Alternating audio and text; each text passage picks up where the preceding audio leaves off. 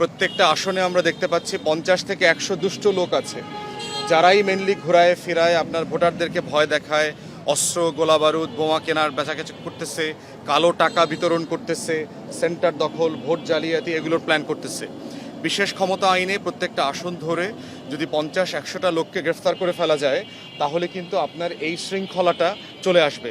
ভোটারদের ভিতরে এই আশঙ্কাটা কমে যাবে যে আসলে ভোট কেন্দ্রে নিরাপদে শান্তিতে যাওয়া যাবে, ফিরে আসা যাবে।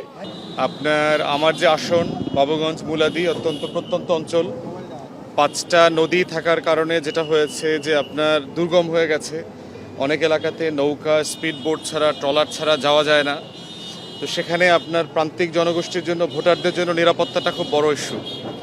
আর পুরাতন বড় রাজনৈতিক দলগুলোর একটা মাফিয়া চক্র আছে প্রত্যেকটা জায়গাতে।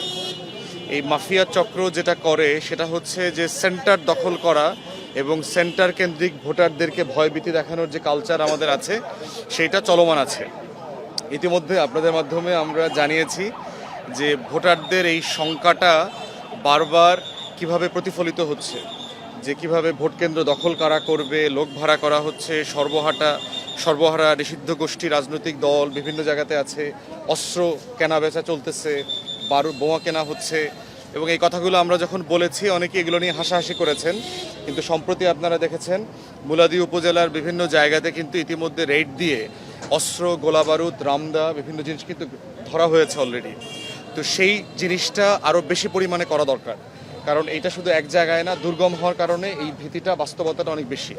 আমরা নির্বাচন কমিশন এবং ডিসিকে ইতিমধ্যে জানিয়েছি যে আরও বেশি মিলিটারি ডিপ্লয়মেন্ট দরকার, যৌথ বাহিনী ডিপ্লয় করা দরকার এবং দুর্গম জায়গাগুলোতে অ্যাকশন নেওয়ার জন্য র্যাপিড ফোর্স না পাঠিয়ে ক্যাম্প সেট আপ করা দরকার। ক্যাম্প সেট আপ করলে যেটা হবে, নির্বাচনের আগে এবং পরবর্তীতে আইনশৃঙ্খলা নষ্ট হবার যে সম্ভাবনাটা থাকে সেইটা অ্যাড্রেস করাটা অনেক সহজ হবে। দ্বিতীয়ত যেটা বলেছি সেটা হচ্ছে প্রত্যেকটা আসনে আমরা দেখতে পাচ্ছি 50 থেকে 100 দুষ্ট লোক আছে, যারাই মেনলি ঘোরায় ফেরায় আপনার ভোটারদেরকে ভয় দেখায়, অস্ত্র গোলাবারুদ বোমা কেনার বেচাকেচি করতেছে, কালো টাকা বিতরণ করতেছে, সেন্টার দখল ভোট জালিয়াতি এগুলোর প্ল্যান করতেছে। বিশেষ ক্ষমতা আইনে প্রত্যেকটা আসন ধরে যদি 50-100টা লোককে গ্রেফতার করে ফেলা যায়, তাহলে কিন্তু আপনার এই শৃঙ্খলাটা চলে আসবে। ভোটারদের ভিতরে এই আশঙ্কাটা কমে যাবে যে আসলে ভোট কেন্দ্রে নিরাপদে শান্তিতে যাওয়া যাবে, ফিরে আসা যাবে।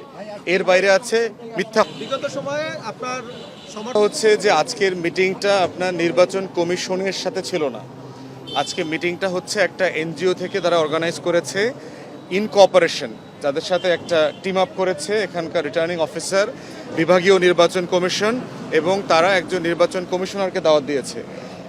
নির্বাচন কমিশনার মাননীয় সানাউল্লাহ সাহেব উনি এসেছিলেন, বাট ওনার ফ্লাইট আছে 11টা 45-এ, তো ওনাকে আবার 11টায় চলে যেতে হয়েছে। তো সময়টা একটু কম হয়ে যাওয়ার কারণে যেটা হয়েছে, বিভিন্ন আসন থেকে প্রার্থীরা এসছেন, সবাই প্রচণ্ড ব্যস্ত। আমরা জানেন এখন আমাদের প্রত্যেকটা সময় এখন আমরা এলাকায় থাকতে পারলে, ভোটারদের সাথে থাকতে পারলে স্বস্তি হতো, কিন্তু এই বিষয়টা অনেক প্রার্থীকে বেশ ক্ষুব্ধ করেছে যে আসলে এত অল্প সময়ের জন্য ডেকে এনে নির্বাচন কমিশনার এবং মেহমানরা উঠে চলে গেছেন, তাদের জেনুইন ব্যস্ততা আছে, তাহলে সেই ধরনের প্রোগ্রাম আসলে কার্যকর ছিল কিনা, ফলপ্রসূ ছিল কিনা সেটা নিয়ে অনেকে ক্ষোভ প্রকাশ করেছেন। আর এর ভিতরে হচ্ছে ডিসি সাহেব রিটার্নিং অফিসার ওনারা কি করছেন সোফার, ওনারা একটা ব্রিফ করেছেন এই কাজগুলো। একজন নির্বাচন বিশেষজ্ঞ আসছিলেন ডক্টর আলিম, উনি আচরণ বিধিমালা নিয়ে একটু কথা বলেছেন। আর মাননীয় নির্বাচন কমিশনার যিনি আসছেন সানাউল্লাহ সাহেব, উনি আসলে খুব বেশি বক্তব্য দেবার সময় পান নাই, প্রায় 11টা বেজে গেছে, ওনাকে উঠে যেতে হয়েছে, তো সময় কভার করে নাই। অনেকের বক্তব্য শুনেছেন, বাট অধিকাংশ প্রার্থীরাই আসলে কথা বলার সুযোগ পায় নাই। তো এই জন্য মিটিংটা খুব বেশি কার্যকর ফলপ্রসূ হয়েছে বলে আমার কাছে মনে হয় নাই আর কি।